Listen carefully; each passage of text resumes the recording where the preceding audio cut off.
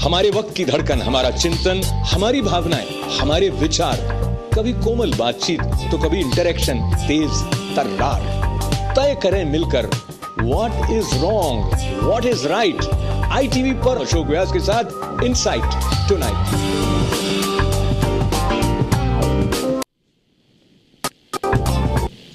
नमस्कार, मैं अशोक व्यास।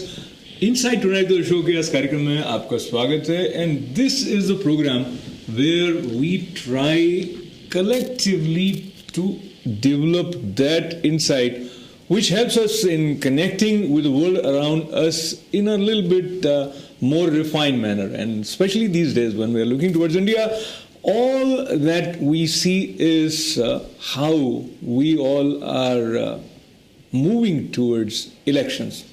और हाल ही में कुछ खबरें ऐसी आई जिनमें 2 दिन पहले कांग्रेस अध्यक्षा सोनिया गांधी जी की एक खास मुलाकात हुई जामा मस्जिद के इमाम साहब से। और इस मुलाकात में खबरों में ये बात सामने आई कि कांग्रेस अध्यक्षा ने, जो ये मुलाकात कांग्रेस के नेता अहमद पटेल जी के इनिशिएटिव पर हुई थी, शी रिक्वेस्टेड इमाम बुखारी साहब of Jama Masjid that he should not let the secular votes be divided. And the way it appeared, she was referring to all Muslims as secular votes. And interestingly, just a day or two after that meeting, Imam Bukhari of Jama Masjid has actually given a call to Muslims. And in this call, while he's encouraging them to vote for Congress, indeed he did mention that they are free to take their decision. This is what his call is, and this has been objected by opposition parties, especially BJP, etc., saying that this is against the norms of election commission. So this gave me a reason to think about secularism, the way we are understanding it, the way it becomes more complicated just near election season. तो आज secularism को समझने के लिए, secularism पर बात करने के लिए नहीं, सेक्युलरिज्म को समझने के लिए हमारे साथ हैं 2 ऐसी शख्सियत जो भारत से दूर रहकर भारत से जुड़े रहे हैं, and at the same time they both have different tracks which has help them thinking about India from a different वेंटेज point. तो पहले एज के लिहाज से देखते हुए, and he has been very vocal and active for the cause of Hindus. President of Indo-American Intellectual Forum, Narayan Kataria ji हमारे साथ हैं. आपका स्वागत है. नमस्ते जी, नमस्ते. And also I have the pleasure of welcoming, let us say, a budding leader of Congress, should I say, because he is executive member of Indian National Overseas Congress, and he is also president of Indian National Overseas Congress Madhya Pradesh chapter.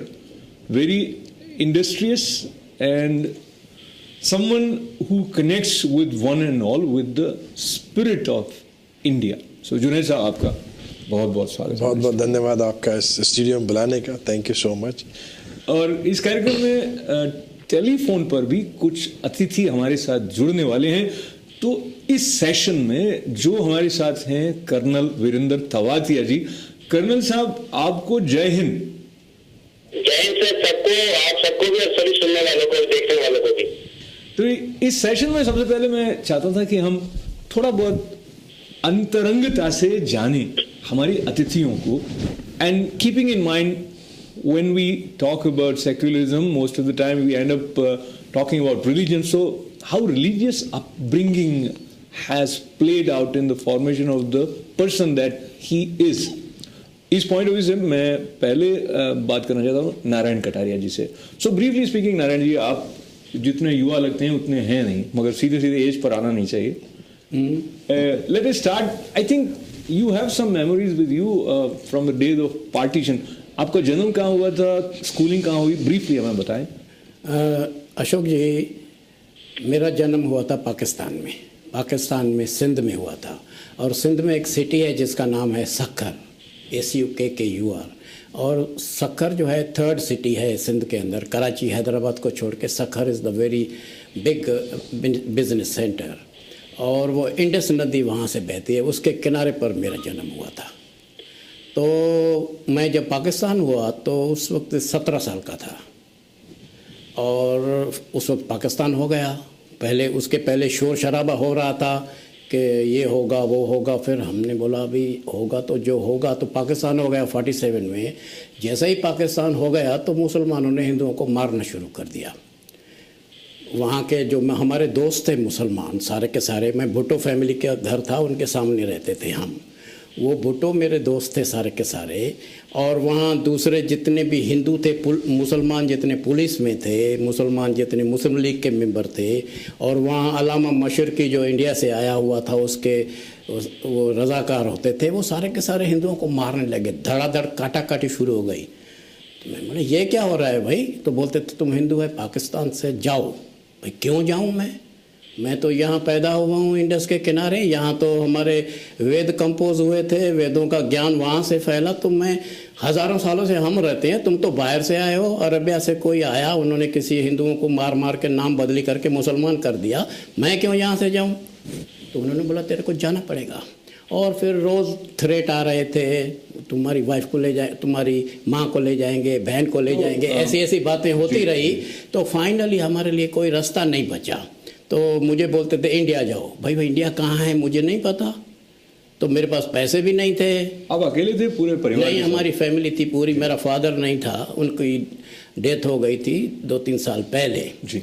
तो मेरे पास तो rail के पैसे नहीं, पता नहीं India क्यों जाना, तो वो मारने लगे। हमारी जगह थी उधर, 3 स्टोरी बिल्डिंग थी, बोला खाली करो।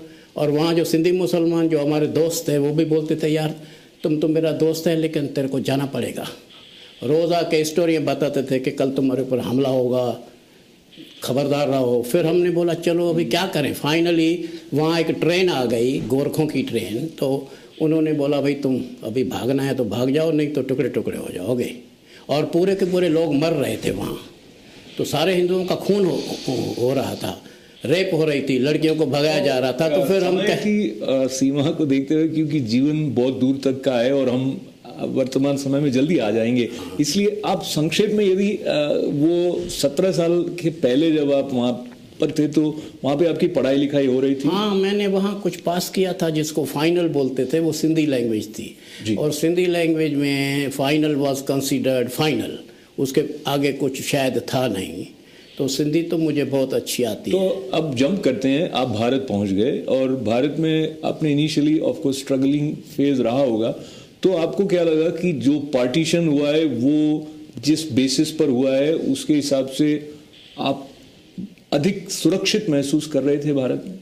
मैं बता रहा हूँ क्या है कि ये जो पाकिस्तान हुआ ना, उस टाइम क्या करना चाहिए था, पूरी मुसलमान पॉपुलेशन को ट्रांसफ़र करना था और हिंदू की पॉपुलेशन क्या होना चाहिए था पे चर्चा कम करें, क्योंकि वो बहुत अलग अलग दिशाओं में ले जाएगी। जो हुआ और जिस तरह से आप महसूस कर रहे थे भारत आने के बाद आप ये तो एकदम आप ठीक कह रहे हैं। इंडिया आने के बाद हमें ऐसा फील हुआ कि हम बच गए जी। तो नारायण जी आपके पास वापस आना चाहता हूँ, क्योंकि मैं जुनैद साहब जो हैं उन्होंने जब अपना होश संभाला तो जिस परिवार में उनका जन्म हुआ, and he is son of an honest police officer, and where his upbringing was, how he faced the world and he recognized world in India. तो आपकी तरफ चलते हैं जुनैद साहब, क्योंकि बात वहाँ पार्टीशन के पहले की पहुँची, तो आपने भी कुछ बातें अपने दादा से या पिता से सुनी होंगी इस बारे में, वहाँ से लेते हुए आप? नहीं, मुझे कटारिया साहब की बातें सुन के बहुत अफसोस हुआ। इन्होंने बड़ी हार्डशिप देखी और इन्हीं तरह से कई लोगों ने इस तरह के पार्टीशन के वक्त हार्डशिप देखा और बहुत तकलीफ़ हुई। हम उस ज़माने में तो नहीं थे और मैं ईश्वर से प्रार्थना यही करूँगा कि इस तरह की सिचुएशन किसी भी कंट्री पे हो, किसी भी कम्युनिटी पे हो, किसी भी इंसान पे ना आए, जिस तरह से अपने घर छोड़ के तकलीफ़ों में गए। लेकिन वो एक बुरा वक्त था। अब हिंदुस्तान में ऐसा वक्त नहीं है, हिंदुस्तान बहुत अच्छा है। जहाँ मेरी अपब्रिंगिंग हुई, हमने अपने जब से पैदा हुआ आज तक मुझे धर्म के डिवीज़न नहीं मालूम थे। कभी भी कास्ट की बात हमारे घर में कभी नहीं हुई कभी भी ये नहीं हुआ कि ये मुसलमान, ये हिंदू, ये कुछ नहीं। ये अभी 94 के बाद से बदकिस्मती हमारे मुल्क की ये है कि 94 के बाद जब से बाबरी मस्जिद वाला ये कांड हुआ, तब से लोगों में डिवीज़न थोड़े पैदा, 92 में सॉरी, सो ये थोड़ा सा डिवीज़न दिखा। लेकिन हिंदुस्तान एक ऐसी जगह है, और हम लोग हिंदुस्तानी हैं, हम लोग इतनी अच्छी कौम हैं। अगर आप हमारी हिस्ट्री देखें, हमारी हिस्ट्री 5000 साल पुरानी है। आपको मालूम है, एज ए हिंदू और Hindustani, we are most humble, tolerant, god fearing, hard working, ये सारी क्वालिटीज़ हैं हमारी, ये सभ्यता है हमारी। और हम जैसे मुस्लिम, जो हिंदुस्तान के मुस्लिम हैं, वो भूतपूर्व हिंदू हैं, हम भी भूतपूर्व हिंदू हैं। तो हिस्ट्री तो वही हमारी, हम लोगों की हिस्ट्री, संस्कृति वही है, और वही संस्कृति को लेके हमारा हिंदुस्तान चल रहा है। इसीलिए हमारी अभी तक कंट्री मजबूत है। इसी तरह से इस्लाम भी बहुत पीसफुल रिलीजन है, बहुत ही ज़्यादा उसमें लोगों से मोहब्बत। जैसे मैं एक सेकंड में अपनी बात खत्म कर, आपसे जैसे निवेदन कर रहा था, तो आपकी पर्सनल बातों की तरफ चलते हुए चलें, क्योंकि अगर हम I just want to finish one thing कि इस्लाम भी बहुत पावरफुल, बहुत पीसफुल रिलीजन है, लेकिन उसमें क्या हुआ कि कुछ कट्टरपंथी लोग आए, कुछ कट्टर मुल्ला मौलाना लोग आए, और जिन्होंने ऐसी बातें करी कि जिससे इस्लाम का नाम ख़राब हुआ पूरे ग्लोबली, पूरी दुनिया में। इस्लाम का नाम ख़राब हुआ, इस्लामिक कंट्रीज़ का नाम ख़राब हुआ। हम ऐसा नहीं चाहते कि हिंदुस्तान में कट्टरपंथी मोदी जैसे लोग आए कि जिससे हिंदुस्तान का नाम खराब। ये जो बात है जो मैं चाहता था, हम नहीं चाहते, छोड़ दें, हम नहीं चाहते, हम मोदी को नहीं चाहते, इसलिए नहीं चाहते, कट्टरपंथी नहीं चाहते। हम चाहते हैं सेकुलर लोग आए, सुषमा स्वराज आए, इवन अडवाणी भी आ जाए, लेकिन मोदी जैसे कट्टरपंथी लोग हमारे देश का नुकसान करें। जो बात आपने कही है, तो मैं जिस तरफ बात ले जा रहा था उससे बदलते हुए कर्नल तवातिया को अपने साथ लेते हुए, और आपने सेक्युलरिज्म का जिक्र किया, तो जिस तरह से सोनिया गांधी जी की मुलाकात के बाद में जामा मस्जिद के इमाम बुखारी साहब ने मुस्लिम्स को अपने वोट एक रखने के लिए कहा, तो colonel Tawatia, you are with us right? हाँ जी सर, मैं बिल्कुल आपके साथ हूँ। So how आवाज और कटारे साहब की आवाज मुझे थोड़ी कम सुनाई देती है। जी, तो मेरी आवाज से आप सुनकर ये बताएं कि ये जो सारा घटनाक्रम हुआ, जिसमें सोनिया जी के कहने पर उन्होंने आह्वान किया मुस्लिम समुदाय का, do you see it as secular act, और do you see that it goes away from the basic tenets of secularism as you would perceive them? Sir, जहाँ तक मेरा पर्सनल सवाल है, मैं पहली बात तो शाही इमाम साहब हैं, हमारी मुस्लिम कम्युनिटी के सबसे बड़े लीडर हैं, जामा मस्जिद के जो शाही इमाम हैं, लेकिन मैं नहीं समझता कि वो सच्चे हिंदुस्तानी हैं। पहली बात को ये मेरा खुद का मानना है। उनकी जो हरकतें हैं, जो उनके बयान हमेशा से रहे हैं, वो इंडियन कम्युनिटी को डिवाइड करने वाले रहे हैं, और शायद उसी से उनकी दुकान भी चलती है। उन्हीं के दूसरे भाई हैं यूसुफ बुखारी साहब ने अभी स्टेटमेंट दिया है कि जो शाही इमाम साहब ने कहा है वो बिल्कुल गलत है। कांग्रेस सबसे ज्यादा क्रिमिनल पार्टी, उनके भाई ने ये कहा है जी। अब दो भाई हैं, दोनों एक ही रिलीजन के हैं, दोनों एक ही परिवार के हैं, और इस अलग अलग विचार रखते हैं, तो ये तो सब पॉलिटिक्स है। जो शाही इमाम साहब ने कहा है, इसमें मेरे ख्याल से जो मेरा मानना है, जो दिखता नहीं है लोगों को, मेरे मानने से, मेरे हिसाब से शायद इसमें पैसे का चलन है, और वो मतलब मेरे पास कोई सबूत तो नहीं है, ये मेरा खुद का अनुमान है। इस तरीके के स्टेटमेंट तभी हो सकते हैं, क्योंकि अगर यही स्टेटमेंट शाही इमाम साहब को देना था कि भाई सभी मुस्लिम लोग सेक्युलर होकर इकट्ठे वोट डाले किसी एक पार्टी के लिए, उसके लिए उनका सोनिया गांधी के मिलने के बाद बयान देना जरूर नहीं था। ये बयान तो पहले दे सकते, इलेक्शन की बात तो अब से 4-6 महीने पहले से चल रही है। तो कर्नल साहब, आपने काफी बिंदु इस बात में अपनी रखे हैं, और वो सभी हमारे जो पैनलिस्ट हैं उसके बारे में भी चर्चा करेंगे, और हमारे दर्शक भी कुछ बातों के बारे में टिप्पणी करना चाह रहे हैं। एंड ये जो बातचीत का सिलसिला है, जिस बैठक को आज हमने यहाँ सजाया है, उसमें हम सचमुच समझना चाहते हैं सेक्युलरिज्म का अर्थ हमारे लिए इंडिविजुअली, अगर हम भारत से हैं तो एक भारतीय होने के नाते क्या है, और किस तरह वो भारत को आगे ले जाने में सहायक हो रहा है या हो सकता है. So we'll continue our conversation, and there is a time for everything. There is a place for everything. So here is the time for short break.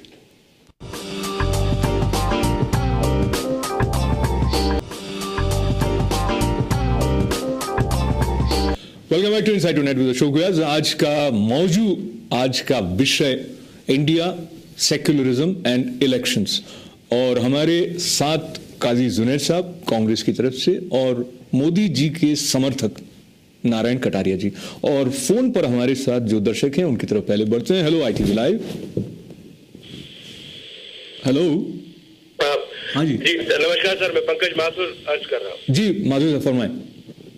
जनाब मेरे कटारिया साहब से 2-3 सवाल थे, अगर कटारिया साहब बुरा ना माने तो मैं पूछ लूं. कटारिया साहब सुने. पंकज जी पूछ लीजिए. मालिक जी. कटारिया साहब, दरअसल पहला सवाल मेरा ये है कि आपने प्रोग्राम की शुरुआत में अर्ज किया था कि मोदी साहब जो है he would eventually turn out to be very good for the entire Indian population. Now let me ask you the very first question. How did BJP come into the meteoric rise after 1989 from 2 seats to 86 seats, and that is partially or perhaps Pankaj ji, आपका जो सवाल है बहुत अच्छा है. मुझे लगता है ये हम किसी और दिन के लिए रखेंगे, क्योंकि आज हम खास सेक्युलरिज्म ओरिएंटेड चर्चा रखना चाहते हैं, because it would call for very long explanation. जी आज के रेफरेंस में कुछ बात करें प्लीज. मैं सर आपसे दूसरा सवाल पूछता हूँ. On an economic basis, how do you think Mr. Modi is going to tackle the top problems of the country? What can he do in terms of the FDI? अच्छा, तीसरा भी बता दीजिए. Modi doesn't have, or BJP doesn't have no plan for the development. That's for sure. I can give the answer. के लिए आप ऐसा क्या कर देंगे जो कि कांग्रेस नहीं कर पाई है? और दूसरा मेरा एक और सवाल है. जी जी. कि जब तक वाजपेयी जी पावर में थे तो उस समय तक बीजेपी ने क्या उखाड़ दिया? तो ये सारे सवाल आपके जो हैं उनके पास मैं पहुंचा देता हूं. But briefly what he was trying to say is that he is questioning जो आप क्लेम कर रहे हैं या मोदी ठीक कर रहे हैं उसके बारे में. मैं आपको बात बताऊं, जिस दिन मोदी इंडिया के आ जाएगा, इंडिया की प्रोग्रेस ऑटोमेटिकली भी हो जाएगी. ऑटोमेटिकली मैं बता, प्रूफ तो करो. अभी तक तो घोषणा पत्र नहीं आया, इलेक्शन आ गया है. अरे कब आ गया? आप मेरे को बोलने दो यार. जी बोलिए. बाद में बोलना. जी सुनिए जी.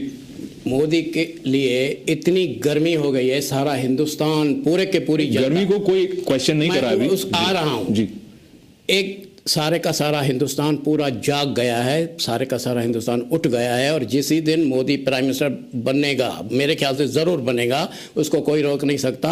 और मोदी के आने से अभी देखो, अरे वही बता रहा हूँ यार, गोल्डमैन सैक्स ने कहा है. आप मेरे को 2 मिनट तो बोलने दो ना. गोल्डमैन सैक्स क्या है सर? चुप सर बोल रही है. बीच में मत बोलिए, मेहरबानी कीजिए, क्योंकि तकलीफ हो रही है. अच्छा काटो मत ना यार. आप बोलिए. तो ये गोल्डमैन सैक्स ने कहा है कि जैसे ही मोदी आ जाएगा हिंदुस्तान में तूफान मच जाएगा, पूरी की पूरी इंडिया की इकोनॉमी सुधर जाएगी. और वो बोलते हैं कि आई विश कि सारे का सारा इंडिया गुजरात जैसा हो. गुजरात में जो डेवलपमेंट हो गई है, ये केजरीवाल तो झूठ बोलता रहता है. उधर एक दिन गया, कुछ भी किसी में गया, कुछ भी बोला. लेकिन मोदी के अंदर गुजरात में जितनी भी डेवलपमेंट हुई है उसको देख के लोग हैरान हो रहे हैं.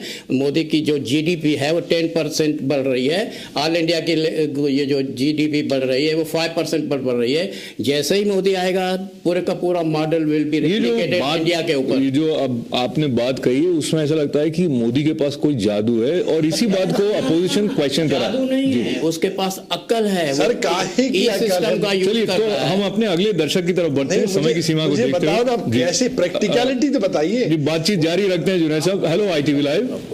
Sir I am sorry, this is Padam Bansal again. Okay. And I would like to ask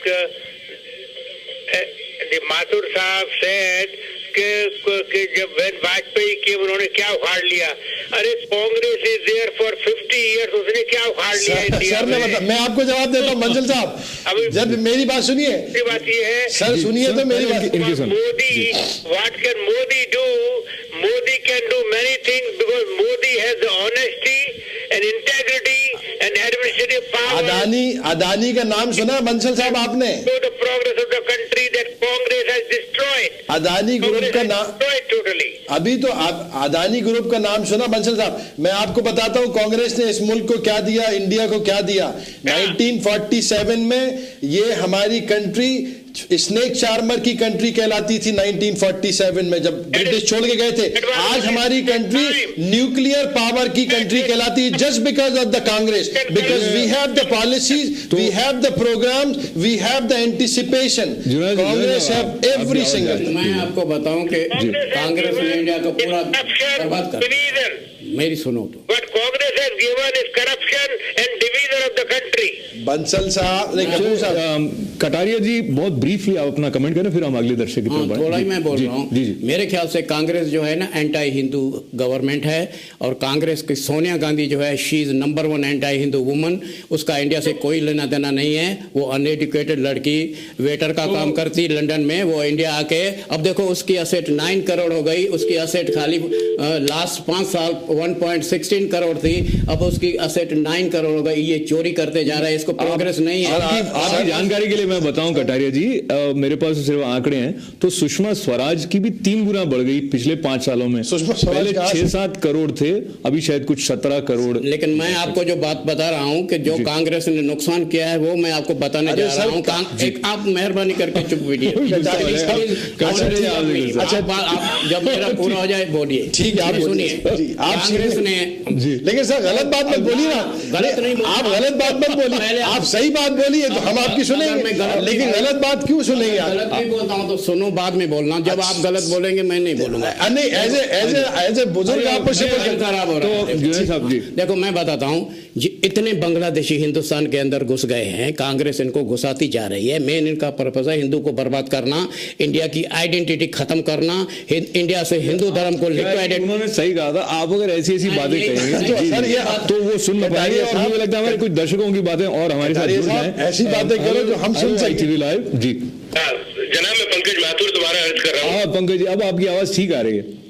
अब आपने कुछ अपने फोन की स्थिति बदली है। मैं दरअसल एक टिप्पणी कटारिया साहब के ऊपर दोबारा करना चाहूंगा। आप जरूर कर लो, लेकिन आपने वो टिप्पणी सुनी कि नहीं? एक दर्शक ने आपके लिए की थी। अरे हाँ साहब, उखाड़ने वाली बात जो हमने करी, वो इस तरह के जुमले वो काफी पॉपुलर हो जाते हैं जी, तो उन्होंने भी आपका पकड़ लिया जी। अब बात यहाँ की खत्म हो जाती है जी, थोथा चना बाजे खाना। तो साहब अंत में बात यहाँ की खत्म होती है। कटारिया साहब, आपने अभी तक उस बात का जवाब नहीं दिया कि मैंने इनको देना नहीं दिया यार। मैंने आपसे कहा था कि समय कम है आज इस कार्यक्रम के लिए, पर हम अगली बार कभी करेंगे और आप भी आए और उस पर चर्चा करेंगे। को सुनना चाहूंगा, क्या सोल्यूशन देना चाह रहे हैं? बिल्कुल बिल्कुल, सोल्यूशन नहीं है कोई भी। मैं एक और हमारे दर्शकों की तरफ बढ़ता हूँ। Hello ITV live. हेलो जी, फरमाए, आपका शुभ नाम? महेंद्र भट्ट। और महेंद्र साहब, आपका फिर से स्वागत है, पर बहुत संक्षेप में आप कहें। अब मैं दूसरा सवाल आपकी तरफ लाता हूं। जो अभी की चर्चा हमारी शुरू हुई, सेक्युलरिज्म का मतलब आप क्या समझते हैं भारत के रेफरेंस में? क्या सेक्युलरिज्म जो हम कहते हैं ना? ही नहीं secularism, there is no secularism. ऐसा कैसे कह सकते हैं आप? अमेरिका में कैसे सेक्युलरिज्म है? Only one law. जी, जब शाहबानो केस में जब कोर्ट ने ऑर्डर दिया कि वो उसके हस्बैंड को ऑर्डर दिया कि 150 रुपीज खाने के लिए देने का। अरे भट्ट साहब, आप छोड़िए इतनी बातें, वहां की बातें, वो कोई इतनी पुरानी बातें अब कोई वैल्यू नहीं रखती कंट्री के लिए, क्योंकि कंट्री में इस तरह के कई कानून आए, कई कानून खंडित हुए, कई कानून उसको अमेंडमेंट हुआ, तो वो शाहबानो वाली बात खत्म हो जानी चाहिए। अब आप बात करिए, अब इस इलेक्शन की बात करिए और प्रोग्रेस की बात करिए, क्योंकि आप हिस्ट्री में जब जाएंगे तो I know the history very well for India. आपसे एक बात पूछना चाहता हूँ जी, पूछें, जल्दी पूछें सरकार। हैदराबाद के पार्लियामेंट के मेंबर ने जब ऐसा बोला था हिंदुओं के अगेंस्ट में, तब आपने क्या कहा था? कुछ कहा था उसके सामने? क्या बोला था? आप टीवी का वॉल्यूम कम कर दें वरना दूरी बढ़ती है। जल्दी बोलें सर, समय कम है। अगर ये पुलिस नहीं होता तो हम सब हिंदू को मार के यहाँ पे मुस्लिम राज्य बना देते। सर ये जो चीजें हैं, देखिए कुछ ऐसी चीजें हैं जो इतनी खराब मीडिया में आती हैं, जो कंट्री के अंदर पहुंचती हैं, ये मिसलीड क्यों नहीं बताया उसको सर? ये अगर देखिए, अगर इस तरह हमारी कंट्री में लॉ है, अगर इमरान मसूद की जो बात कर रहे हैं, इमरान मसूद 14 दिन जेल में रह के आए हैं, उसने मोदी के खिलाफ बोला था, वो 14 दिन जेल में रह के, और वो तब बोला था जब समाजवादी पार्टी में थे। तो समाजवादी पार्टी का कांग्रेस से कोई लेना देना नहीं है, और उसकी सजा भी मिली।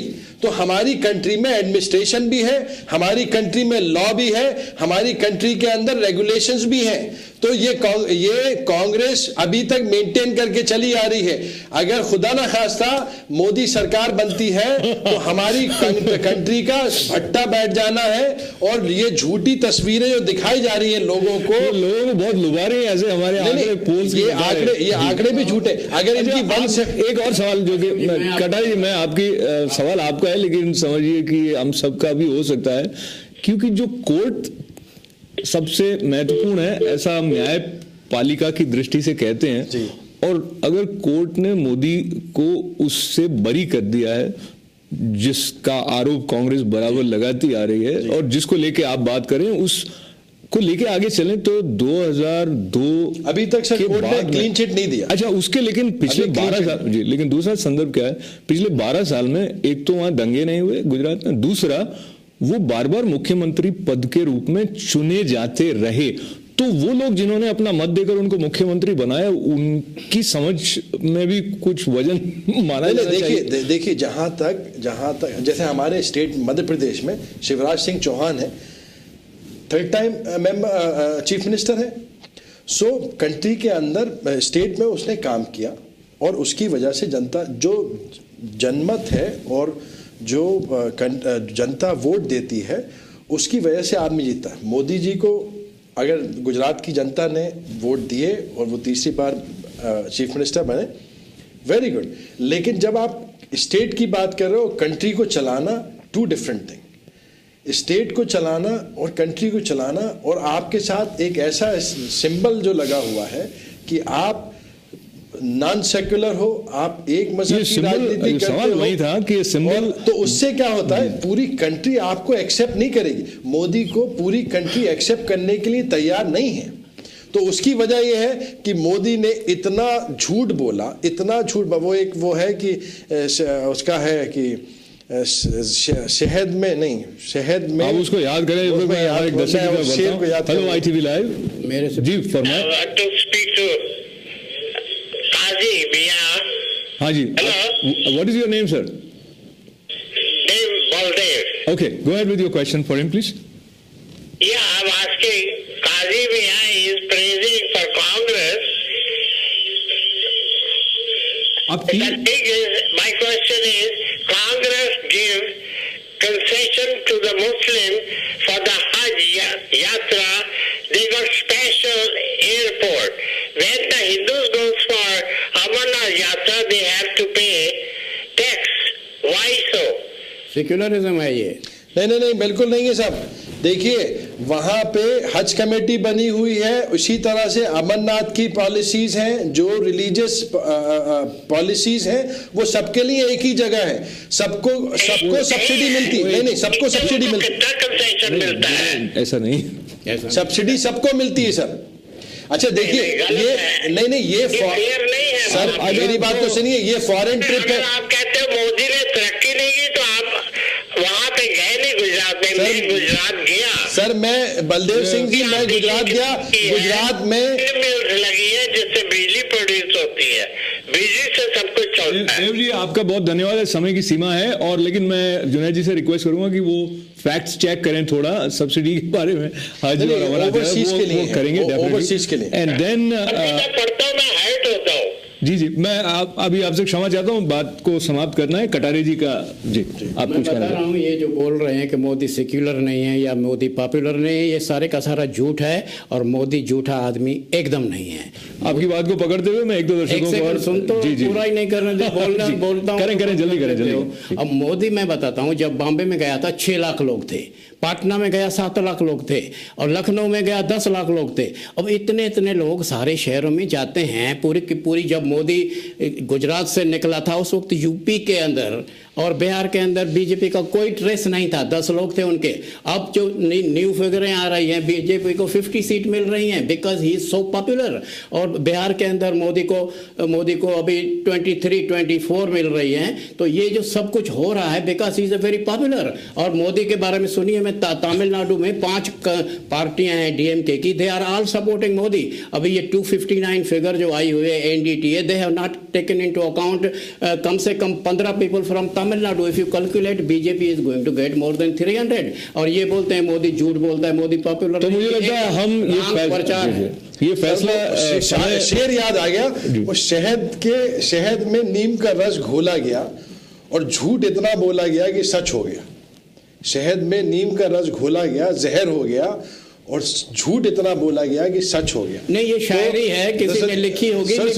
इतना झूठ बोल दिया हिंदुस्तान में, इतना झूठ बोल दिया लोगों को कि भाई मोदी जो है कंट्री को एक गोल्डन कंट्री बना देंगे। ना तो पॉलिसीज जी और कटारे जी, ये हम सवाल अपने दर्शकों के लिए छोड़ते हैं कि मोदी अच्छा है ये झूठ है या सोनिया सच्ची है ये झूठ है। झूठ और सच का फैसला कुछ हद तक आने वाला समय बहुत जल्दी हमारे लिए करने वाला है। और इस तरह की चर्चाओं की श्रृंखला इनसाइड टुनाइट में हम जारी रखेंगे। बहुत बहुत धन्यवाद है जुनैद साहब का और नारायण कटारे जी का, और आप सभी का हमारे साथ इस कार्यक्रम में बने रहने के लिए। फिर मुलाकात होगी सोमवार को। Have a great weekend. नमस्कार।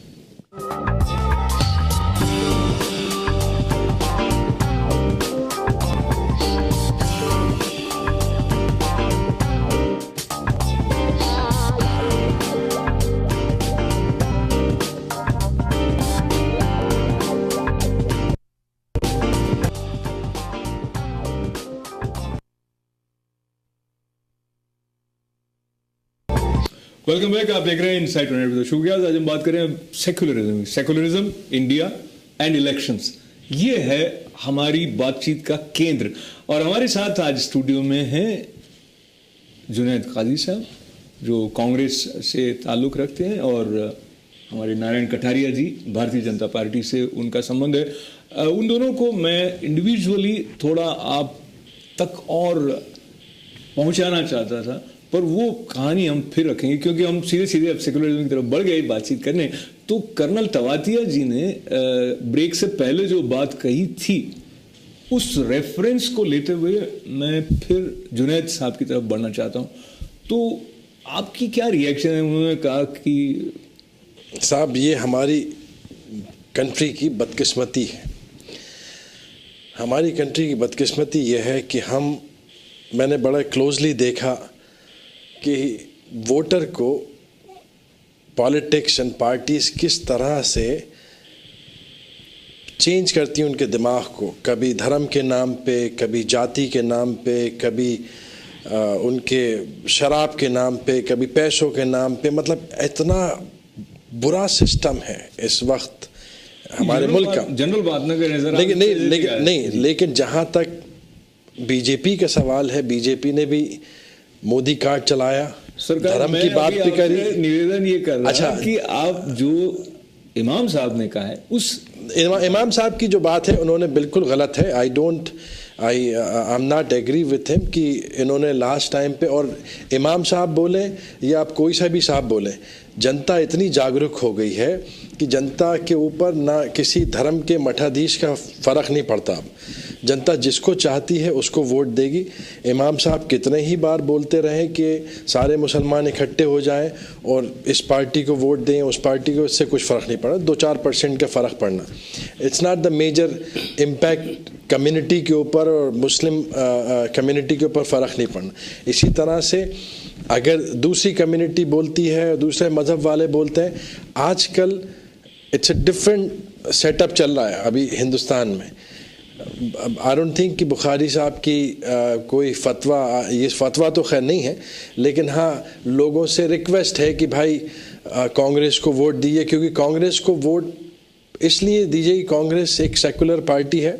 उनका स्टेटमेंट यहाँ तक तो बिल्कुल ठीक है कि कांग्रेस जो है सेकुलर पार्टी है, सबको लेके चलती है, और कांग्रेस की जो पॉलिसीज़ हैं वो कंट्री के इंटरेस्ट में है, पब्लिक के इंटरेस्ट में है, और जितनी भी पॉलिसीज़ हैं लोग। जुनेद साहब, मैं आपके पास फिर से आना चाहता हूँ और थोड़ी देर के लिए हमारा साथ कर्नल जी का है। तो कर्नल तवादी जी, बहुत ब्रीफली आप बताएं कि सेक्युलरिज्म का जो अर्थ इंडिया के रेफरेंस में है, आप क्या समझते हैं?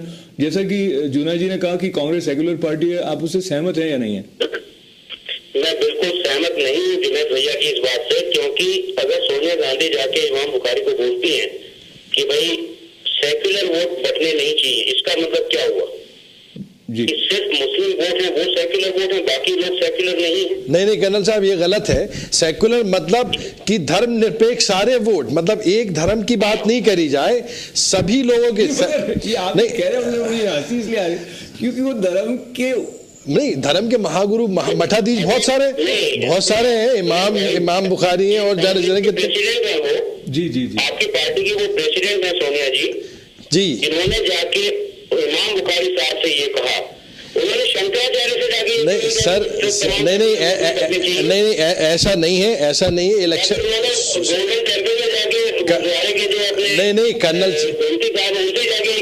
अरे कर्नल साहब ऐसा देखिए, मेरी बात सुनिए, जब इलेक्शन का वक्त आता है तो कम्युनिटी को इकट्ठा करा जाता है। इसी तरह से अगर जब सिख समुदाय को अगर उनका वोट लेना है तो वो वहाँ पे जाते हैं, अकाली उनके पास, शिरोमणि के पास जाते हैं, तो वो अपनी कम्युनिटी को बोलते हैं भाई आप वोट दीजिए। इसी तरह से हिंदू मजहब के अंदर शंकराचार्य बोलते हैं कि भैया आप इनको वोट दीजिए।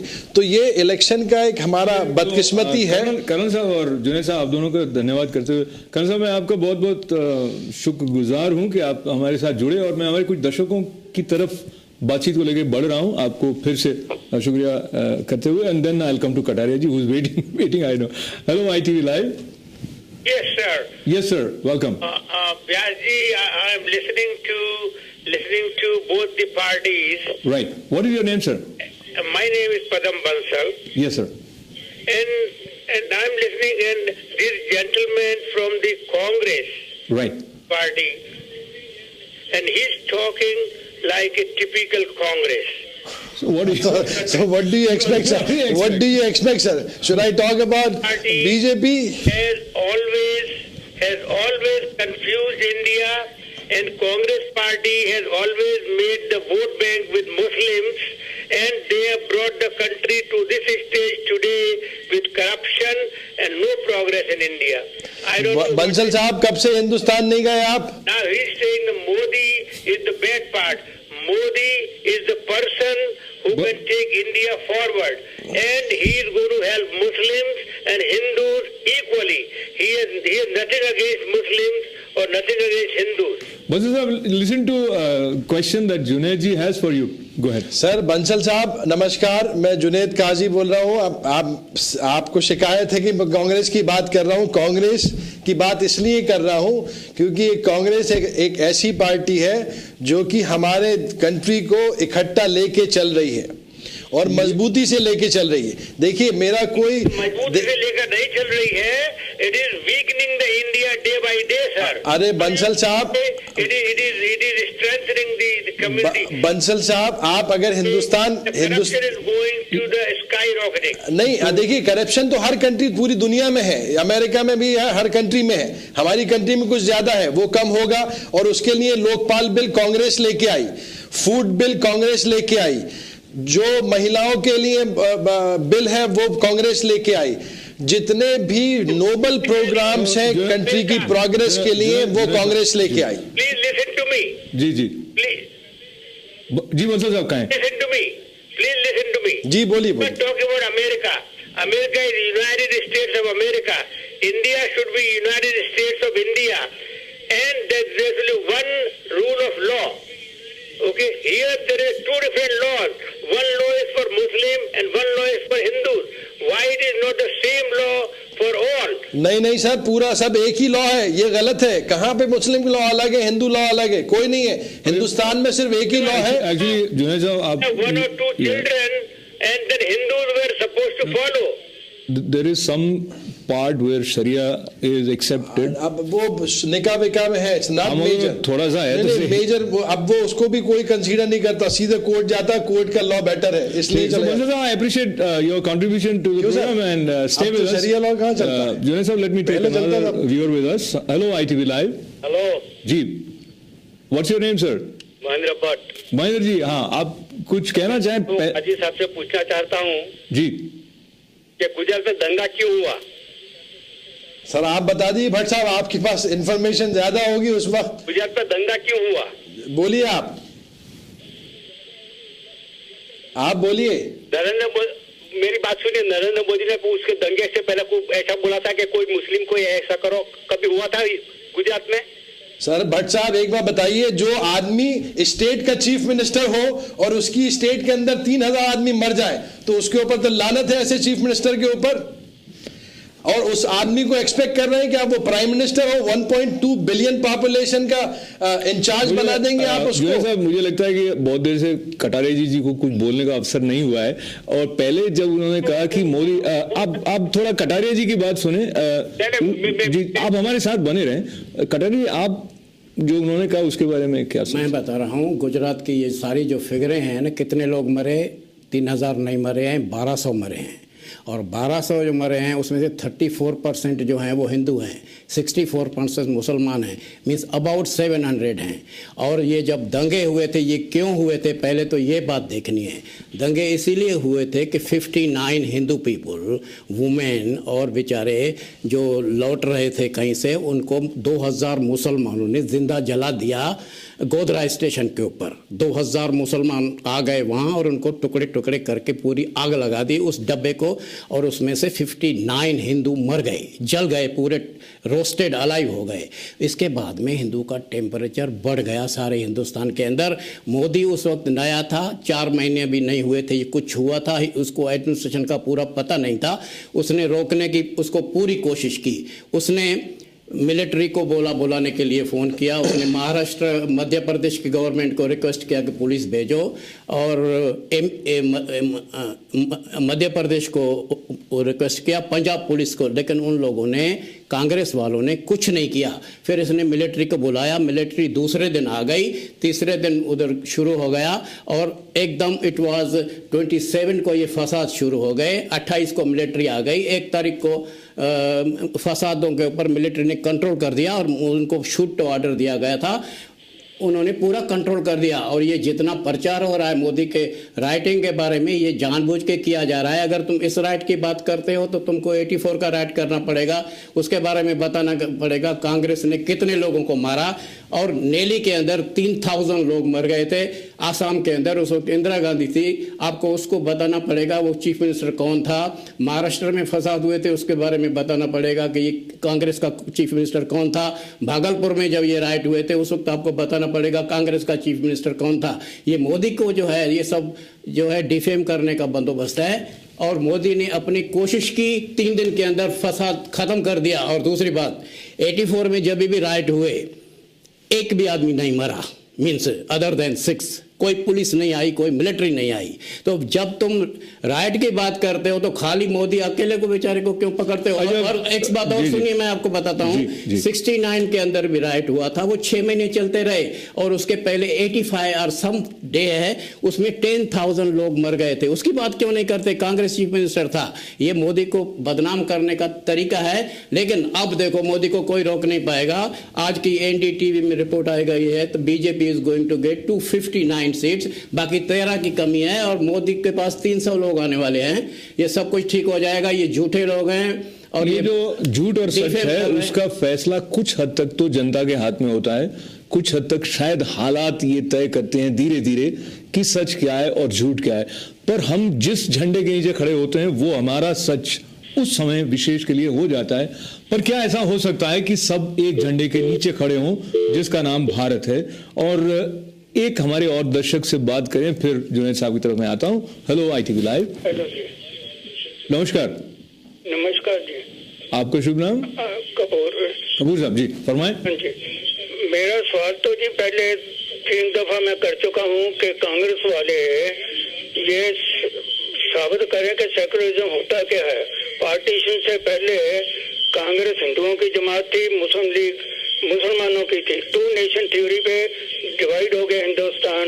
और ये सेकुलरिज्म तो 1967 में शुरू करते हैं, उससे पहले नहीं किया। तो आपकी इस बात पे जुनैद साहब बार कह रहे हैं कि हिंदू से अकालियों के पास गए।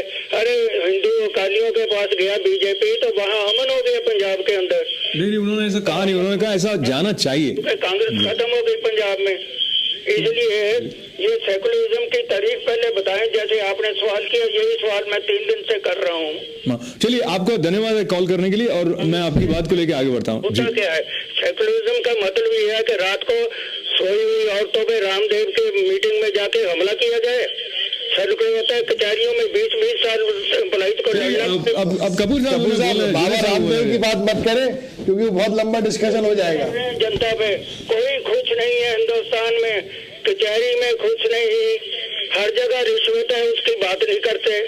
तो कपूर साहब आपका मैं धन्यवाद करता हूँ, and let me have Junaid साहब रिस्पॉन्ड टू यू। दिल्ली में जी शुक्रिया। तो जुनैद साहब उन्होंने जो कहा उस हिसाब नहीं, कपूर साहब की जो बात है, देखिए हर आदमी खुश नहीं होता, कई चीज़ें हैं, आदमी नाराज़ होता है पार्टीज़ की पॉलिसीज से, कुछ बीजेपी की पॉलिसीज से नाराज़ होते हैं, कुछ कांग्रेस की। इट्स हमारा ह्यूमन नेचर है।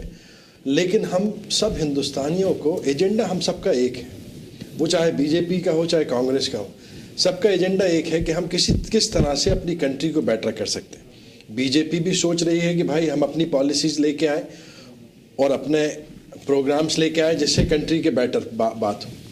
कांग्रेस पहले से करती हुई चली आ रही, जहां सेकुलरिज्म की बात होती है, कांग्रेस मज़हब की बात नहीं करती, डिवीज़न नहीं करती।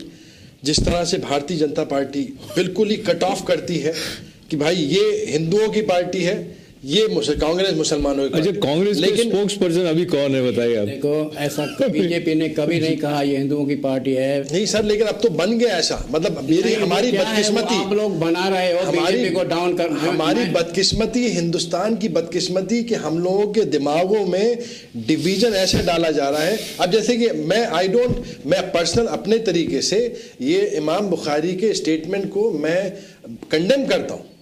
मैं कंडेम करता हूँ बीइंग ए मुस्लिम, ये गलत है, ये पॉलिटिकल उस हिसाब से ये गलत है। आई कंडेम हिज स्टेटमेंट कि आप मुसलमानों को आप बोल रहे हैं कि भैया आप कांग्रेस को वोट दीजिए, गलत है। और इनके स्टेटमेंट से कोई फ़र्क नहीं पड़ना हमारे कंट्री के मुसलमानों को। जो माइंडसेट है, जो वोट डालने जाएगा वो डालेगा, वो चाहे मोदी को डाले चाहे किसी को भी डाले, लेकिन वो जाएगा अपने दिमाग से डालेगा। अब किसी मैं एक बात बताऊं आपको कि हिंदुस्तान में मुसलमानों को ऐसा बरगलाया गया है, उनको मिसलीड किया गया है और उनको ऐसा बताया गया है कि अब देखो मोदी को गालियां देती जा रही है। सोनिया ने शुरू कर दिया मोदी के लिए कि मौत का सौदागर है। उसके बाद में 3-4 लोग आए और स्पेसिफिकली मोस्टली देवर मुसलमान। वो इसको नरेंद्र मोदी को कोई वैशी बोलता है, कोई कुत्ता बोलता है। इन लोगों को उकसाने वाली कांग्रेस है। कांग्रेस इन मुसलमानों को उकसा रही है कि मोदी को गालियां दो, और ये सब लोग मिल के 1 by 1 मोदी को देखो। उन लोगों ने ये इंप्रेशन पैदा कर दिया है कि मोदी इज वैशी, मोदी इज खराब, मोदी इज ऐसा वैसा। जैसे आपके दिमाग में कटारी जी ऐसा कभी कुछ भी नहीं कहा। जब से इलेक्शन शुरू हुई है उसके पहले भी मोदी की एक भी स्टेटमेंट में नहीं है कि मुसलमान के बीजेपी मुसलमानों के खिलाफ है, कभी नहीं है। और ये आपको पता होना चाहिए, मोदी की मीटिंग है गुजरात के मुसलमानों से, he is very close to them. Last election के अंदर मुसलमानों ने 30% ने वोट किया था। लेकिन कांग्रेस जो है हिंदू मुसलमान में रिफ्ट डाल रही है। कांग्रेस हिंदुओं के कास्ट सिस्टम में किसी को बोलती है तुम खत्रिय है, तुम ब्राह्मण है, तुम शूद्र है। मोदी कभी नहीं बोलता। Modi is talking about India only. Sonia Gandhi सारी गड़बड़ कर रही है। अब मोदी ने इतना झूठ बोल दिया, इतना ज्यादा अपने आप पब्लिसिटी कर दी कि भारतीय जनता पार्टी भी खत्म हो गई। मोदी सरकार व्हाट इज मोदी सरकार? आप मुझे बताइए। इवन भारतीय जनता पार्टी आपकी पार्टी इतना नाराज हो रही है कि मोदी सरकार मतलब इतना झूठ बोला, हर चीज को झूठ बोला। कटारिया जी और जुनैद जी, बातचीत को थोड़ा सा ऐसे ले जाते हुए आगे, एक आंकड़ा जो आज आया जिसको जुनैद जी भी सुने कि सेपरेट पोल्स हुए एनडीटीवी की तरफ से और CNN IBN की तरफ से, जिसका वो पहले जिक्र करे थे, तो एनडीए 272 सीट ले सकती है, ऐसा एनडीटीवी का पोल कहता है, जो कि इंक्लूड करता है टीडीपी को बीजेपी के एलाइज में। और CNN IBN कहता है 259 सीट्स आ सकती हैं एनडीए को, और वो उसमें एक्सक्लूड किए हुए है टीडीपी को बीजेपी के एलाई के रूप में, जिसमें कि उनको 13 से 15 सीटें मिलने की संभावना है। और ये सारी बातें इन सब हालातों में, जबकि आप जो कह रहे हैं वो बात कांग्रेस बराबर कहती आ रही है, तो कहीं ना कहीं कुछ है जो या तो कांग्रेस उस तरह नहीं देख रही है जैसे जनता देख रही है, या बीजेपी उस तरह नहीं देख रही है जिस तरह जनता देख रही है। पर हम आने वाले समय में क्या देख पाएंगे अपने दर्शकों के साथ इस कार्यक्रम में, उसके लिए हमें प्रतीक्षा करनी पड़ेगी इस ब्रेक की। So let's take this short break and will be right back. Welcome back, आप देख रहे हैं इनसाइड विद शुक्रिया। आज हम बात कर रहे हैं सेकुलरिज्म इंडिया एंड इलेक्शंस। ये है हमारी बातचीत का केंद्र, और हमारे साथ आज स्टूडियो में हैं जुनैद काजी साहब जो कांग्रेस से ताल्लुक रखते हैं, और हमारे नारायण कटारिया जी भारतीय जनता पार्टी से उनका संबंध है। उन दोनों को मैं इंडिविजुअली थोड़ा आप तक और पहुंचाना चाहता था, पर वो कहानी हम फिर रखेंगे, क्योंकि हम सीधे सीधे अब सेकुलरिज्म की तरफ बढ़ गए बातचीत करने। तो कर्नल तवातिया जी ने ब्रेक से पहले जो बात कही थी, उस रेफरेंस को लेते हुए मैं फिर जुनैद साहब की तरफ बढ़ना चाहता हूं। तो आपकी क्या रिएक्शन है? उन्होंने कहा कि साहब ये हमारी कंट्री की बदकिस्मती है। हमारी कंट्री की बदकिस्मती यह है कि मैंने बड़ा क्लोजली देखा कि वोटर को पॉलिटिक्स एंड पार्टीज किस तरह से चेंज करती हैं उनके दिमाग को, कभी धर्म के नाम पे, कभी जाति के नाम पे, कभी उनके शराब के नाम पे, कभी पैसों के नाम पे। मतलब इतना बुरा सिस्टम है इस वक्त हमारे मुल्क का। जनरल बात ना करें लेकिन जहाँ तक बीजेपी का सवाल है, बीजेपी ने भी मोदी कार्ड चलाया, धर्म की बात भी करी। निवेदन ये कर रहा है कि आप जो इमाम साहब ने कहा है, उस इमाम साहब की जो बात है उन्होंने बिल्कुल गलत है। I am not agree with him कि इन्होंने लास्ट टाइम पे, और इमाम साहब बोले या आप कोई सा भी साहब बोले, जनता इतनी जागरूक हो गई है कि जनता के ऊपर ना किसी धर्म के मठाधीश का फ़र्क नहीं पड़ता। अब जनता जिसको चाहती है उसको वोट देगी। इमाम साहब कितने ही बार बोलते रहे कि सारे मुसलमान इकट्ठे हो जाएं और इस पार्टी को वोट दें, उस पार्टी को, इससे कुछ फ़र्क नहीं पड़ा। 2-4% का फ़र्क पड़ना, it's not the major impact. Community के ऊपर और मुस्लिम कम्युनिटी के ऊपर फ़र्क नहीं पड़ना। इसी तरह से अगर दूसरी कम्युनिटी बोलती है, दूसरे मज़हब वाले बोलते हैं, आजकल इट्स अ डिफरेंट सेटअप चल रहा है अभी हिंदुस्तान में। आई डोंट थिंक कि बुखारी साहब की कोई फतवा, ये फतवा तो खैर नहीं है, लेकिन हाँ लोगों से रिक्वेस्ट है कि भाई कांग्रेस को वोट दीजिए, क्योंकि कांग्रेस को वोट इसलिए दीजिए कि कांग्रेस एक सेकुलर पार्टी है। उनका स्टेटमेंट यहाँ तक तो बिल्कुल ठीक है कि कांग्रेस जो है सेकुलर पार्टी है, सबको लेके चलती है, और कांग्रेस की जो पॉलिसीज़ हैं वो कंट्री के इंटरेस्ट में है, पब्लिक के इंटरेस्ट में है। जितनी भी पॉलिसीज़ हैं जुनैद साहब, मैं आपके पास फिर से आना चाहता हूँ, और थोड़ी देर के लिए हमारा साथ कर्नल जी का है। तो कर्नल तवातिया जी, बहुत ब्रीफली आप बताएं कि सेक्युलरिज्म का जो अर्थ इंडिया के रेफरेंस में है, आप क्या समझते हैं? जैसा कि जुनैद जी ने कहा कि कांग्रेस सेक्युलर पार्टी है, आप उससे सहमत हैं या नहीं है? मैं बिल्कुल सहमत नहीं हूँ जुनैद भैया की इस बात से, क्योंकि अगर सोनिया गांधी जाके इमाम बुखारी को बोलती हैं कि भाई सेक्युलर वोट बटने नहीं चाहिए, इसका मतलब क्या हुआ जी? सिर्फ मुस्लिम वोट है वो सेक्युलर वोट है, बाकी लोग सेक्युलर नहीं है? नहीं कर्नल साहब, ये गलत है। सेक्युलर मतलब कि धर्म निरपेक्ष सारे वोट, मतलब एक धर्म की बात नहीं करी जाए, सभी लोगों के नहीं कह रहे, मुझे हंसी इसलिए आ रही क्योंकि वो धर्म के नहीं, धर्म के महागुरु मठाधीश बहुत सारे हैं, इमाम बुखारी हैं और प्रेसिडेंट है वो।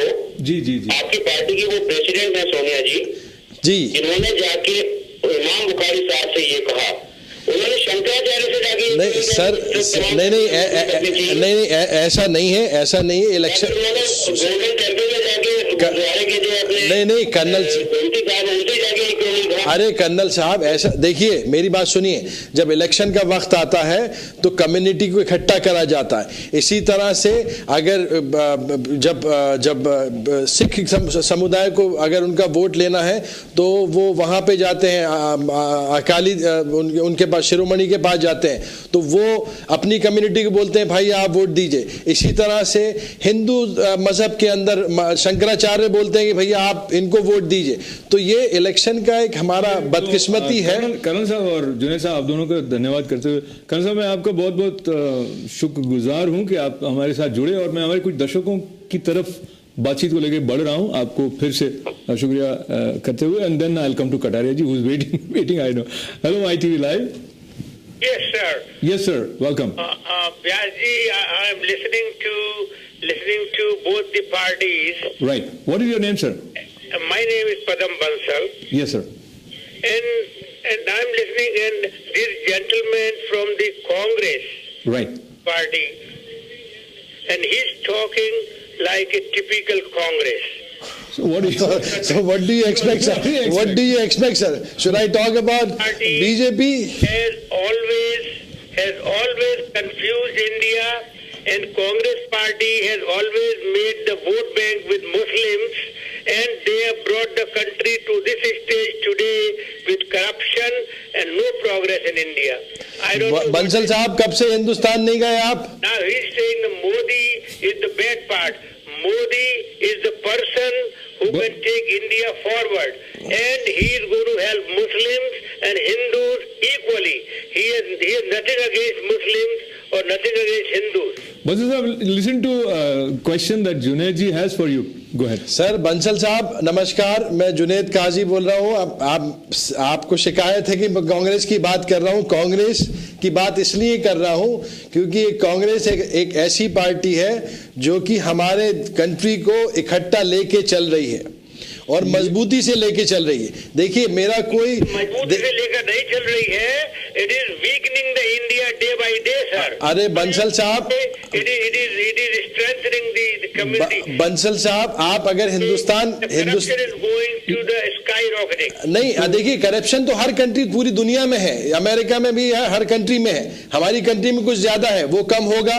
और उसके लिए लोकपाल बिल कांग्रेस लेके आई, फूड बिल कांग्रेस लेके आई, जो महिलाओं के लिए बिल है वो कांग्रेस लेके आई, जितने भी नोबल प्रोग्राम्स हैं कंट्री की प्रोग्रेस के लिए वो कांग्रेस लेके आई। Please listen to me. जी जी प्लीज जी, बंसल साहब कहें। Listen to me, please listen to me. जी बोलिए। Talk about America. America is United States of America. India should be United States of India, and there is only one rule of law. Okay, here there is two different laws. One law is for Muslim and one law is for Hindus. Why it is not the same law for all? नहीं sir, पूरा सब एक ही law है, ये गलत है। कहाँ पे मुस्लिम लॉ अलग है, हिंदू लॉ अलग है? कोई नहीं है, हिंदुस्तान में सिर्फ एक ही लॉ है। एक्चुअली जुनैद साहब, आप one or two children and then Hindus were supposed to follow. There is some part where Sharia is accepted. अब वो निकाह विकाह में है, it's not major। थोड़ा सा है तो मेजर, अब वो उसको भी कोई कंसीडर नहीं करता, सीधे कोर्ट जाता, कोर्ट का लॉ बेटर है, इसलिए I appreciate your contribution to the program and stay with us. शरिया लॉ कहाँ चलता है? जुनैद साहब, let me take another viewer with us. Hello ITV Live. Hello. Ji, what's your name sir? Mahendra Bhatt. Mahendra ji, हाँ, आप कुछ कहना चाहें? तो अजीत साहब से पूछना चाहता हूँ जी कि गुजरात में दंगा क्यों हुआ? सर आप बता दीजिए भट्ट साहब, आपके पास इंफॉर्मेशन ज्यादा होगी उस वक्त। गुजरात में दंगा क्यों हुआ? बोलिए आप बोलिए। मेरी बात सुनिए, नरेंद्र मोदी ने उसके दंगे से पहले कोई ऐसा बोला था कि कोई मुस्लिम को ऐसा करो, कभी हुआ था गुजरात में? सर भट्ट साहब एक बार बताइए, जो आदमी स्टेट का चीफ मिनिस्टर हो और उसकी स्टेट के अंदर 3000 आदमी मर जाए तो उसके ऊपर तो लानत है, ऐसे चीफ मिनिस्टर के ऊपर। और उस आदमी को एक्सपेक्ट कर रहे हैं कि आप वो प्राइम मिनिस्टर हो, 1.2 बिलियन पॉपुलेशन का इंचार्ज बना देंगे आप उसको। साहब मुझे लगता है कि बहुत देर से कटारिया जी को कुछ बोलने का अवसर नहीं हुआ है, और पहले जब उन्होंने कहा कि मोदी, आप थोड़ा कटारिया जी की बात सुने जी, आप हमारे साथ बने रहें। कटारिया, आप जो उन्होंने कहा उसके बारे में क्या मैं बता रहा हूँ, गुजरात की ये सारी जो फिगरें हैं ना, कितने लोग मरे, 3000 नहीं मरे हैं, 1200 मरे हैं, और 1200 जो मरे हैं उसमें से 34% जो हैं वो हिंदू हैं, 64% मुसलमान हैं, मीन्स अबाउट 700 हैं। और ये जब दंगे हुए थे, ये क्यों हुए थे, पहले तो ये बात देखनी है। दंगे इसीलिए हुए थे कि 59 हिंदू पीपल, वुमेन और बेचारे जो लौट रहे थे कहीं से, उनको 2000 मुसलमानों ने जिंदा जला दिया गोधरा स्टेशन के ऊपर। 2000 मुसलमान आ गए वहाँ और उनको टुकड़े टुकड़े करके पूरी आग लगा दी उस डब्बे को, और उसमें से 59 हिंदू मर गए, जल गए, पूरे रोस्टेड अलाइव हो गए। इसके बाद में हिंदू का टेम्परेचर बढ़ गया सारे हिंदुस्तान के अंदर। मोदी उस वक्त नया था, 4 महीने भी नहीं हुए थे, ये कुछ हुआ था, उसको एडमिनिस्ट्रेशन का पूरा पता नहीं था। उसने रोकने की उसको पूरी कोशिश की, उसने मिलिट्री को बुलाने के लिए फ़ोन किया, उसने महाराष्ट्र मध्य प्रदेश की गवर्नमेंट को रिक्वेस्ट किया कि पुलिस भेजो, और मध्य प्रदेश को रिक्वेस्ट किया, पंजाब पुलिस को, लेकिन उन लोगों ने, कांग्रेस वालों ने कुछ नहीं किया। फिर इसने मिलिट्री को बुलाया, मिलिट्री दूसरे दिन आ गई, तीसरे दिन उधर शुरू हो गया, और एकदम इट वाज 27 को ये फसाद शुरू हो गए। 28 को मिलिट्री आ गई, 1 तारीख को फसादों के ऊपर मिलिट्री ने कंट्रोल कर दिया और उनको शूट टू ऑर्डर दिया गया था, उन्होंने पूरा कंट्रोल कर दिया। और ये जितना प्रचार हो रहा है मोदी के राइटिंग के बारे में, ये जानबूझ के किया जा रहा है। अगर तुम इस राइट की बात करते हो तो तुमको 84 का राइट करना पड़ेगा, उसके बारे में बताना पड़ेगा कांग्रेस ने कितने लोगों को मारा। और नेली के अंदर 3000 लोग मर गए थे, आसाम के अंदर उस वक्त इंदिरा गांधी थी, आपको उसको बताना पड़ेगा वो चीफ मिनिस्टर कौन था। महाराष्ट्र में फसाद हुए थे, उसके बारे में बताना पड़ेगा कि कांग्रेस का चीफ मिनिस्टर कौन था। भागलपुर में जब ये राइट हुए थे उस वक्त आपको बताना पड़ेगा कांग्रेस का चीफ मिनिस्टर कौन था। ये मोदी को जो है, ये सब जो है डिफेम करने का बंदोबस्त है, और मोदी ने अपनी कोशिश की, 3 दिन के अंदर फसाद खत्म कर दिया। और दूसरी बात, 84 में जब भी राइट हुए, एक भी आदमी नहीं मरा, मीन्स अदर देन 6, कोई पुलिस नहीं आई, कोई मिलिट्री नहीं आई। तो जब तुम राइट की बात करते हो तो खाली मोदी अकेले को बेचारे को क्यों पकड़ते हो? और एक बात और सुनिए, मैं आपको बताता हूँ, 69 के अंदर भी राइट हुआ था, वो 6 महीने चलते रहे, और उसके पहले 85 और सम डे है, उसमें 10,000 लोग मर गए थे। उसकी बात क्यों नहीं करते? कांग्रेस चीफ मिनिस्टर था। ये मोदी को बदनाम करने का तरीका है, लेकिन अब देखो मोदी को कोई रोक नहीं पाएगा। आज की एनडीटीवी में रिपोर्ट आई गई है तो BJP is going to get 259 seats, बाकी 13 की कमी है, और मोदी के पास 300 लोग आने वाले हैं। ये सब कुछ ठीक हो जाएगा, ये झूठे लोग हैं। और ये जो झूठ और सच है उसका फैसला कुछ हद तक तो जनता के हाथ में होता है, कुछ हद तक शायद हालात ये तय करते हैं धीरे धीरे कि सच क्या है और झूठ क्या है। पर हम जिस झंडे के नीचे खड़े होते हैं वो हमारा सच उस समय विशेष के लिए हो जाता है। पर क्या ऐसा हो सकता है कि सब एक झंडे के नीचे खड़े हों जिसका नाम भारत है? और एक हमारे और दर्शक से बात करें, फिर जुनैद साहब की तरफ मैं आता हूं। Hello ITV live. हेलो जी, नमस्कार। नमस्कार जी, आपका शुभ नाम? कपूर साहब जी, फरमाएं। जी, मेरा सवाल तो जी पहले 3 दफा मैं कर चुका हूँ कि कांग्रेस वाले ये साबित करें कि सेकुलरिज्म होता क्या है। पार्टीशन से पहले कांग्रेस हिंदुओं की जमात थी, मुस्लिम लीग मुसलमानों की थी, 2 नेशन थ्योरी पे डिवाइड हो गया हिंदुस्तान। और ये सेकुलरिज्म तो 1967 में शुरू करते हैं, उससे पहले नहीं किया। तो आपकी इस बात पे जुनैद साहब बार कह रहे हैं कि हिंदू से अकालियों के पास गए। अरे हिंदू अकालियों के पास गया बीजेपी तो वहाँ अमन हो गया पंजाब के अंदर। नहीं, उन्होंने ऐसा कहा नहीं, उन्होंने कहा ऐसा जाना चाहिए। कांग्रेस खत्म हो गई पंजाब में, इसलिए ये सेकुलरिज्म की तारीफ पहले बताएं। जैसे आपने सवाल किया, यही सवाल मैं 3 दिन से कर रहा हूँ। चलिए, आपका धन्यवाद है कॉल करने के लिए, और मैं आपकी बात को लेकर आगे बढ़ता हूँ। होता क्या है, सेकुलरिज्म का मतलब ये है कि रात को सोई हुई औरतों पे रामदेव के मीटिंग में जाके हमला किया जाए। सेकुलर होता है कचहरियों में 20-20 साल पुलिस को लड़ना। अब कपूर साहब बाबा रामदेव की बात मत करें क्योंकि बहुत लंबा डिस्कशन हो जाएगा। जनता पे कोई खुश नहीं है हिंदुस्तान में।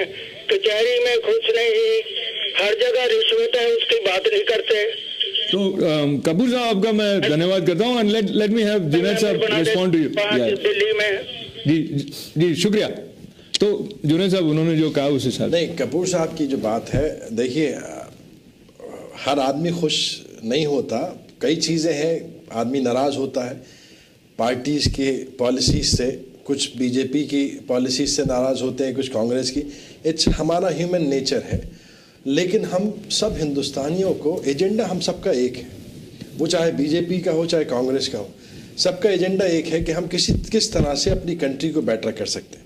बीजेपी भी सोच रही है कि भाई हम अपनी पॉलिसीज़ लेके आए और अपने प्रोग्राम्स लेके आए जिससे कंट्री के बेटर बात हो। कांग्रेस पहले से करती हुई चली आ रही, जहाँ सेकुलरिज्म की बात होती है, कांग्रेस मज़हब की बात नहीं करती, डिवीज़न नहीं करती।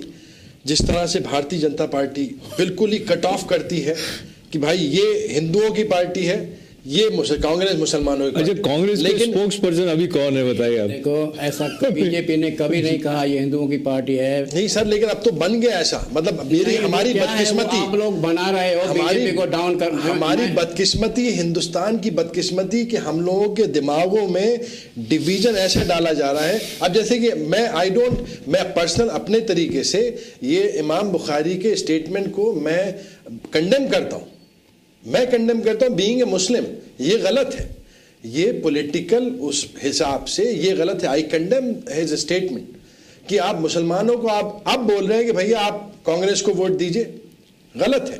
और इनके स्टेटमेंट से कोई फ़र्क नहीं पड़ना हमारे कंट्री के मुसलमानों को। जो माइंडसेट है, जो वोट डालने जाएगा वो डालेगा, वो चाहे मोदी को डाले चाहे किसी को भी डाले, लेकिन वो जाएगा अपने दिमाग से डालेगा। अब किसी मैं एक बात बताऊं आपको कि हिंदुस्तान में मुसलमानों को ऐसा बरगलाया गया है, उनको मिसलीड किया गया है और उनको ऐसा बताया गया है कि अब देखो मोदी को गालियां देती जा रही है। सोनिया ने शुरू कर दिया मोदी के लिए कि मौत का सौदागर है, उसके बाद में 3-4 लोग आए और स्पेसिफिकली मोस्टली देवर मुसलमान। वो इसको नरेंद्र मोदी को कोई वैशी बोलता है, कोई कुत्ता बोलता है। इन लोगों को उकसाने वाली कांग्रेस है। कांग्रेस इन मुसलमानों को उकसा रही है कि मोदी को गालियां दो, और ये सब लोग मिल के 1 by 1 मोदी को देखो। उन लोगों ने ये इंप्रेशन पैदा कर दिया है कि मोदी इज वैशी, मोदी इज खराब, मोदी इज ऐसा वैसा, जैसे आपके दिमाग में कटारी जी ऐसा कभी कुछ भी नहीं कहा। जब से इलेक्शन शुरू हुई है उसके पहले भी मोदी की एक भी स्टेटमेंट में नहीं है कि मुसलमान के बीजेपी मुसलमानों के खिलाफ है, कभी नहीं है। और ये आपको पता होना चाहिए, मोदी की मीटिंग है गुजरात के मुसलमानों से, he is very close to them. Last election के अंदर मुसलमानों ने 30% ने वोट किया था। लेकिन कांग्रेस जो है हिंदू मुसलमान में रिफ्ट डाल रही है। कांग्रेस हिंदुओं के कास्ट सिस्टम में किसी को बोलती है तुम खत्रिय है, तुम ब्राह्मण है, तुम शूद्र है। मोदी कभी नहीं बोलता, Modi is talking about India only. Sonia Gandhi सारी गड़बड़ कर रही है। अब मोदी ने इतना झूठ बोल दिया, इतना ज्यादा अपने आप पब्लिसिटी कर दी कि भारतीय जनता पार्टी भी खत्म हो गई। मोदी सरकार, व्हाट इज मोदी सरकार? आप मुझे बताइए। इवन भारतीय जनता पार्टी, आपकी पार्टी इतना नाराज हो रही है कि मोदी सरकार, मतलब इतना झूठ बोला, हर चीज को झूठ बोला। कटारिया जी और जुनैद जी, बातचीत को थोड़ा सा ऐसे ले जाते हुए आगे, एक आंकड़ा जो आज आया जिसको जुनैद जी भी सुने कि सेपरेट पोल्स हुए एनडीटीवी की तरफ से और CNN IBN की तरफ से, जिसका वो पहले जिक्र करे थे। तो एनडीए 272 सीट ले सकती है, ऐसा एनडीटीवी का पोल कहता है, जो कि इंक्लूड करता है टीडीपी को बीजेपी के एलाइज में। और CNN IBN कहता है 259 सीट्स आ सकती हैं एनडीए को, और वो उसमें एक्सक्लूड किए हुए है टीडीपी को बीजेपी के एलाई के रूप में, जिसमें कि उनको 13 से 15 सीटें मिलने की संभावना है। और ये सारी बातें इन सब हालातों में, जबकि आप जो कह रहे हैं वो बात कांग्रेस बराबर कहती आ रही है, तो कहीं ना कहीं कुछ है जो या तो कांग्रेस उस तरह नहीं देख रही है जैसे जनता देख रही है, या बीजेपी उस तरह नहीं देख रही है जिस तरह जनता देख रही है। पर हम आने वाले समय में क्या देख पाएंगे अपने दर्शकों के साथ इस कार्यक्रम में, उसके लिए हमें प्रतीक्षा करनी पड़ेगी इस ब्रेक की। So let's take this short break and will be right back.